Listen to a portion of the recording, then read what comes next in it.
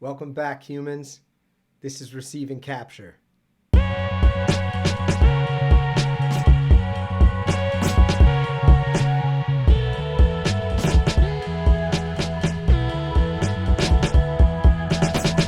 Okay, once again, my name is Josh. This is Receive and Capture. And what we're up to here, as always, is the documentation of one person's creative process when making music. Today, what I'd like to do is go back to that long distance collaboration that I have with my buddy Al, who lives down in Brazil, and take a look at another one of the sketches that he and I are working on. As I've mentioned in the past, this project is a long distance collaboration in which Al will take his acoustic guitar, record himself playing various chord structures and progressions. He records them on his phone, so then he texts me those audio recordings, and then I will take those audio recordings, listen to them, import them into Logic, and start working them from there. And as I've mentioned before, the audio material that Al sends me often sees me having to stretch and kind of do things that I wouldn't normally do when starting up a song or a sketch. Let's take a listen to the recording that Al originally sent my way.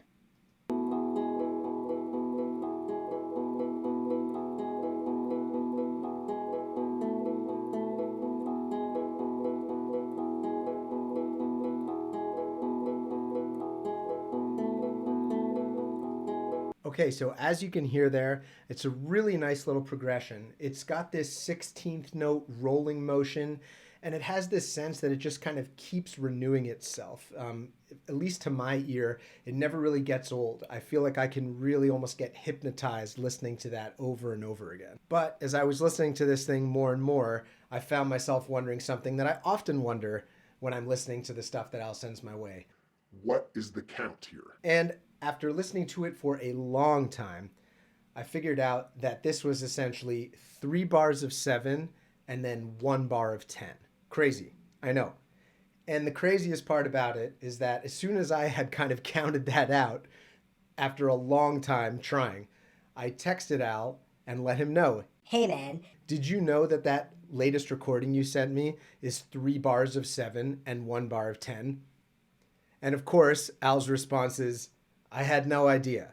I just go ahead and play whatever it is that I'm hearing. Fantastic. Anyway, let's take a listen again and count it out.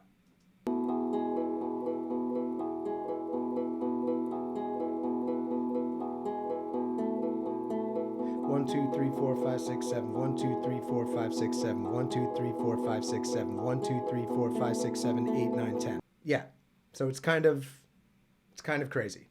But once you get the proper count, you can work with it. And because Al is essentially just playing that progression over and over again, I went through, listened, and found what I thought was the steadiest part of the recording. Having put that in place, the next thing I wanted to do was to see if I could actually figure out how to play some drums to this. It did take me a long time to find the right pattern, but once I did, it sounded like this.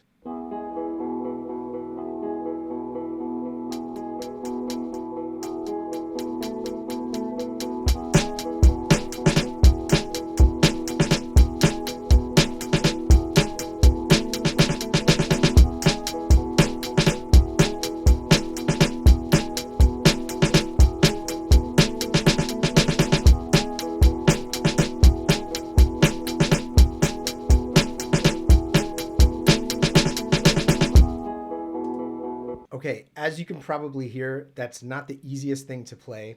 So once I had played it through a bunch of times, I found a pattern that I liked, and I made that the pattern that was going to underlie pretty much the entirety of what I would call the A section to this song sketch. The next thing that I went ahead and added was some bass. For the first part of this A section, I wanted to keep it really sparse. I just wanted it to complement what was already there. And I made sure I was putting an emphasis on the end of 6 to kind of accentuate that rolling motion that I was talking about before. Let's take a listen.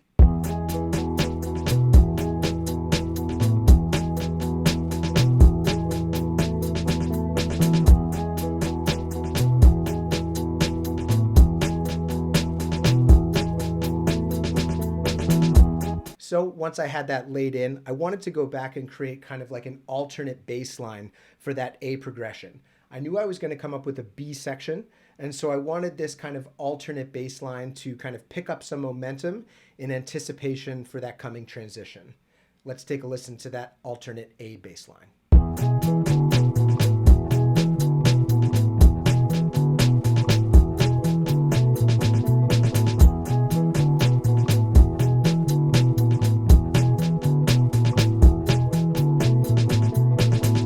So once I had laid in the fundamentals to that A section, I wanted to add a little bit of interest, a little color, a little bit of harmonic content.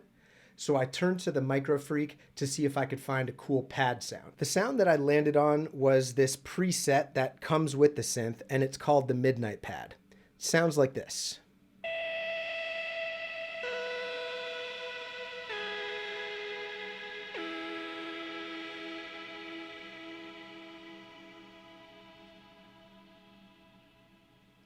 And within the context of the mix, it sounds like this.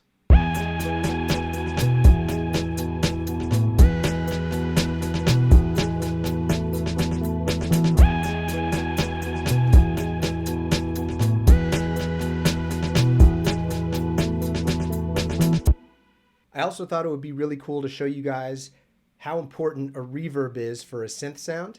The Micro Freak does not come with any onboard effects, and so I have a go-to reverb that I use within Logic called Chromaverb. This is what that synth sound sounds like without any reverb at all.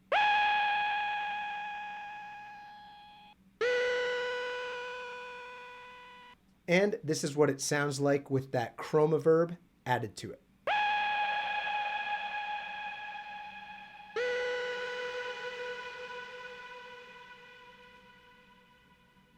The sum total of that sound is this really cool contrast. Everything that's going on in the sketch up to that point, obviously Al's guitar, which is just simply a finger-picked acoustic, then the J bass that I added in, and of course the drums, they're way more what I would call acoustic sounding. And this pad from the Micro Freak is very digital, very cold, chilly, and so it really adds this really interesting contrast and a mood to the sketch overall.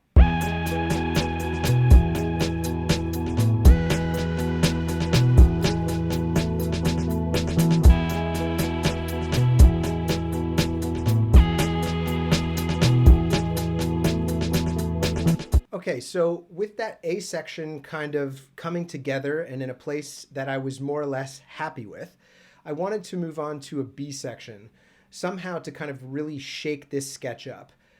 We talked about how that kind of crazy count that Al has, those 3 bars of 7 and that 1 bar of 10, really creates this kind of rolling, renewing aspect. And that goes a long way. But we still need some contrast to this sketch to really bring it along and to start to fill it out with some more character. And I still really wanted to be able to use the source material, Al's guitar, to form the foundation of that B section. So what I did was I took a whole kind of revolution of that progression and I dropped it into Logic's Quick Sampler.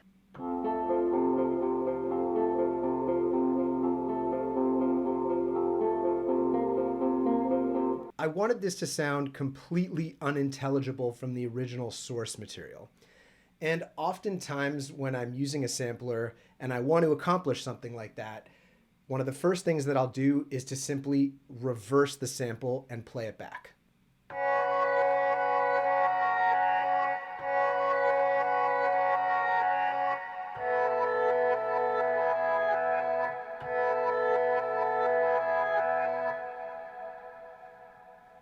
Talk about getting lucky on the first try.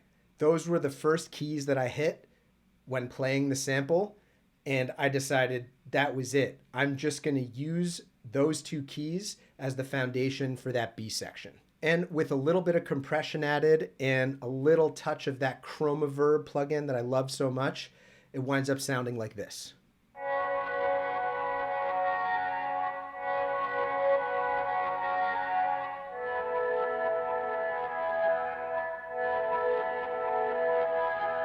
I feel like it pretty much sounds almost like a pipe organ or like a church organ at this point. The next thing I did was to lay down some drums. Now, I wanted to get away from that really distinct 7 and then 10 pattern that the A section represents. But I didn't want to move totally towards like a stock like 4 beat because I thought the contrast would be too great and there would be not enough flow between the two sections. So I wound up landing on a beat that was in 6/8 or 3/4 time. Coupled with the newly resampled guitar that now sounds like an organ, it sounded like this.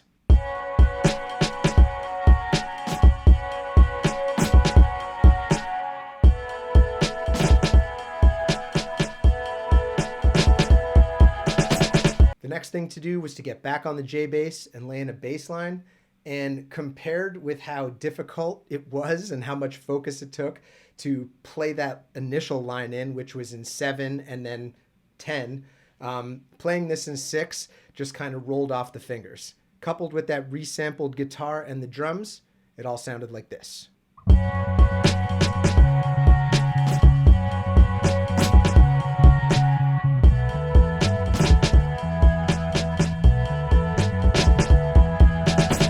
And to round everything out, I went back to that midnight pad on the Micro Freak and played some of that in.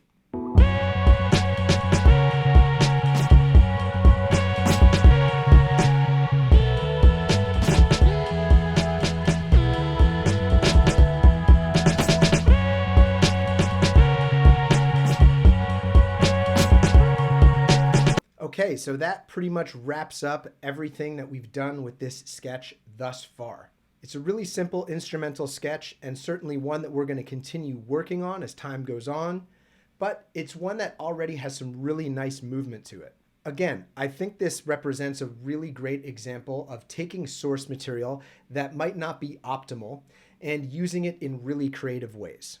I hope you guys enjoyed this video. I definitely enjoyed laying it out for you. It's kind of inspired me on this track again, and I'm already starting to kind of come up with some additional layers and ideas for this song sketch. Of course, I'm going to play you guys a bounce of where the sketch sits now, but before I do that, I want to take a moment to thank you guys so much for being here and watching this video. I get so much out of this process, and I hope that you guys are getting something out of it too. If you did like what you heard and saw here today, please do like and subscribe. Otherwise, I look forward to seeing you guys with the next video soon.